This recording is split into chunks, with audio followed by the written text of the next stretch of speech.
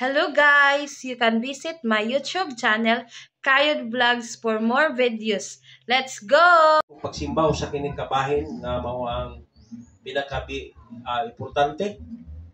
Ganina kita naghatag sa mga pag-ampo, mga pagpasalamat. Kita sa naghatag sa Ginoo kanang sa panalipanon nga bahin sa mga pagdaig.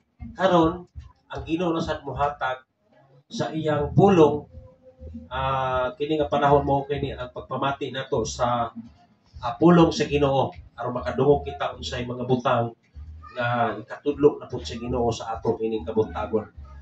Prenta sa atong pag series sa libro sa mga buhat. So naatay mga butang nga pagatuna na sa karon. So palihog kuno sa pagbasa apan sa dili pa mag-amputa. Amahan, nagapasalamat kami kanimo nining nagapadayon nga pagtuhayan o kaagi o buhat sa Espiritu sa unang mga panahon na makuhaan sa namo Ginoo giya sa among kinabuhi karong nga panahon. So tabangi kami Ginoo nga sa pagkat-on pagsabot ini uban sa imong balang Espiritu Ginoo nga sabta namo ang mga kamatuoran sa imong pulong. Kung nagapadayon kami sa pag-ampo sa wala dinhi, ikaw magagiya kanila, magatudlo kanila, magapahinumdom kanila sa mga adlaw nga among igahin para kanimo lamang. Kini among mga pag-ampo, salamat, tugyan sa pangalan ni Jesus. Amen. Sige, basahon na to ang libro sa mga buhat. Ay mayroon na to. Kutob lang ta sa kuan. Kutob ta sa makatunan na to dinhi sa kinabuhi ni Apostol Pablo.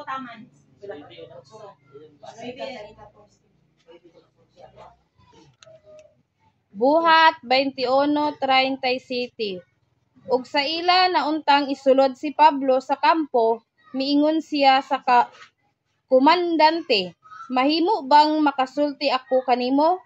Ang komandante mitubag, "Makasulti kag daig sa Grego, dili di ay ikaw dadtong espirituhanon nga sa dili pa lang dugay mialsa batok sa kagamhanan ug nangulo sa 4,000 ka armadong mga rebelde dito sa mga dapit nga nag-awi."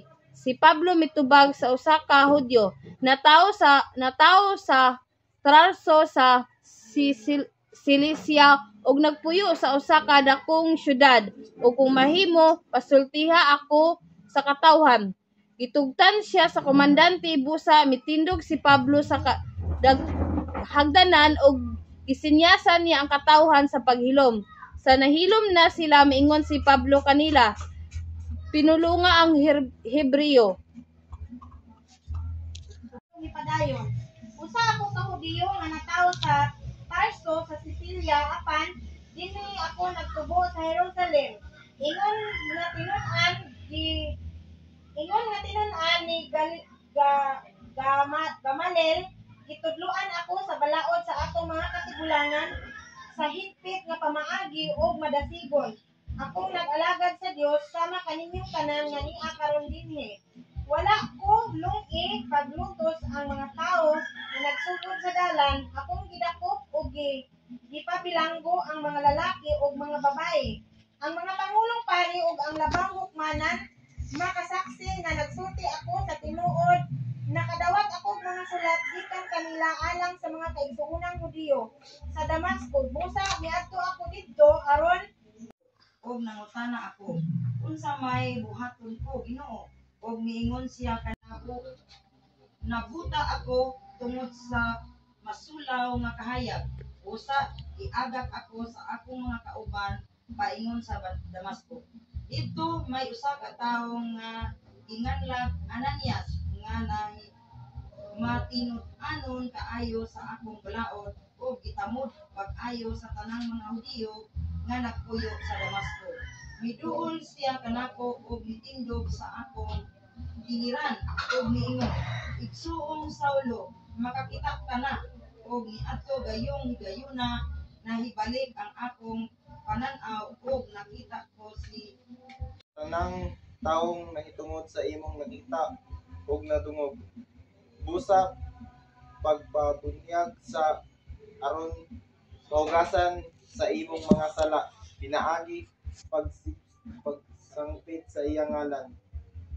ug mibalik ako sa Jerusalem ug samtang nagampo ako dadto sa templo nakita akong panan-awon dili akong nakita ang Ginoo nga ingon kanako baya dayon sa Jerusalem kay ang mga tao dinhi dili mudawat sa imong pagsaksi kanako. Apan mitubag ako Ginoo, masayod sila sa sila nga miadto ako sa mga sinagoga og gidakop ko ang gibungag og katong nagtuo kanina. O sa dihang gipatay ang imong saksi nga si Esteban nagtan-aw ako og miuyon nga patyon siya samtang gibantayan ko ang mga kopya. Sa mga nagpatay kaniya ug ang Ginoo miingon kanako, lakaw na pag-atuon ko ikaw sa layong dapit ngadto sa mga dili Hudyo. Dinhi rabutan ang pagpamati sa mga tao kaniya kunya. Naninggit sila patya siya. Natabangan siya. Sa ato pa, importante kita mag-ampo nga magpagiya ta sa Ginoo kay ngano matanawa si Pablo. Atong nakita nga nakatabang ang iyang pagsulti. Kung nagpakahilom na unta siya, ano bang wala na siya panalipod siya ang kaugalingon. So maalaan gud siya nga katong sa mga pasangil lang sa mga tao. Busa ingon siya dinhi, nandili kaday mao katong Ehiptohanon. Okay, di sa 39. Si Pablo mitubag, ako usa ka Hudiyo na tawo sa Tarso, Cilicia nga nagpuyo sa usa ka dakong syudad. Kung mahimo, pasultiha ako sa katawhan. Itugutan siya sa komandante. Busa, mitindog si Pablo o sa hagdanan, kay isunod naman nila si Pablo o gisinyasan niya ang mga tao nga maghilom. O silang tanan, nanghilom sila og naminaw ka Pablo. Labi na kay si Pablo nagsulti sa kanang Hebreo nga pinulungan. Sa ato pa, lahi na tong Grigo o lahi ang Hebreo.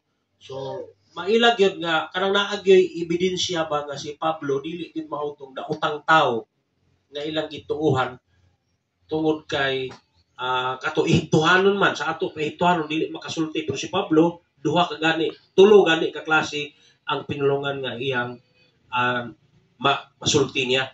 So busa, una akong giingon kanina nga importante gyud nga kanabang sa panahon sa mga problema nga dili kita magpanik dayon, di ta angay nga kanang mabalaka kay nganuman maghatag gyud ang Ginoo pa og kanang giya unsaon nato nga ang atong problema nga gipasangil nga nato makalingkawas ta. Kay ang importante mo tong ingon ako nga mag-ampo dito sa Ginoo tagkaalam kay madraiba nato unsa ang kanang mga problema nga naa sa niabot sa ato, madraiba nato maayo kay nganuman na ay gitugot na sa Ginoo nga may tabo kay na ay plano ang Ginoo. Sama kang Pablo. Oh. So diini pagiha nakawali na hinuon siya ngadto kanila. So muna itong mabasa diya sa 21 at 22 paingon sa 5. Ako basa, no?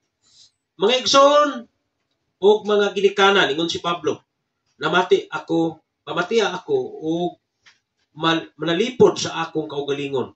Sa pagkadumog niini sa pagsulti niya sa mga pinulungan Hebreo, labi pa silang naghilom. O si Pablo, mipadayon. Usa ako ka Hudiyo nga natawo sa Tarso, Cilicia, apan dinhi ako magpuyo sa Jerusalem. Ingon nga tinun-an ni Gamaliel. Itudluan ako pag-ayo bahin sa balaod sa atong mga katigulangan o madasigon akong nag-alagad sa Dios sama kaninyong tanan. O gigamit pa ni Pablo sila. Sama ko kaninyong nga madasigon nga nag-alagad. O karon dinhi wala ako lungi pag lutos ang mga tao nga nagsulod sa dalan pasabot mga Kristohanon. Ako pagdakop gipapriso ang mga lalaki o mga babae. Ang Pangulong Pari o ang mga labang hukmanan makasaksi nga nagsulti ako sa tinuod. Nakadawat ako mga sulat gikan kanila alang sa mga kaigsuonan Hudiyo sa Damasco. Busa miadto ako dito aron sa pagdakop niining mga tawhana o nagdala balik nila sa Jerusalem aron silutan. Kaya nga naman, ani nga panahon, ang mga Kristohanon nakatibulaag na tungod sa lutos. Pero si Pablo nangayo og kanang autorisasyon gikan sa mga pari, sa mga kadakuan, nga katong nang layas nga mga magtotoo tungod silang kahadlok nga sila lutuson, giapas pag ni Pablo. Iya pag gipabalik nga to si Jerusalem aron silang masilutan. Kaya nga naman, ang nining panahon na, grabe yun ang mga paglutos. O kining naglutos, nagtuo sila nga, nagsunod sila sa kabuton sa Ginoo. Pero labag na di ay. So muna nga usahay na yung mga tao bitaw nga mainiton kayo nga nagsunod sa ilang relihiyon, nga abi nila nga nalipay ang Ginoo sa ilang kinabuhi, pero ang tinuod di ay nakalapas na dahil hinoon sila sa palaod sa Ginoo. So muni, gitagaan si Pablo kaalam aning mga panahon na. Muni niya gisulti. Nga ako, sama kanina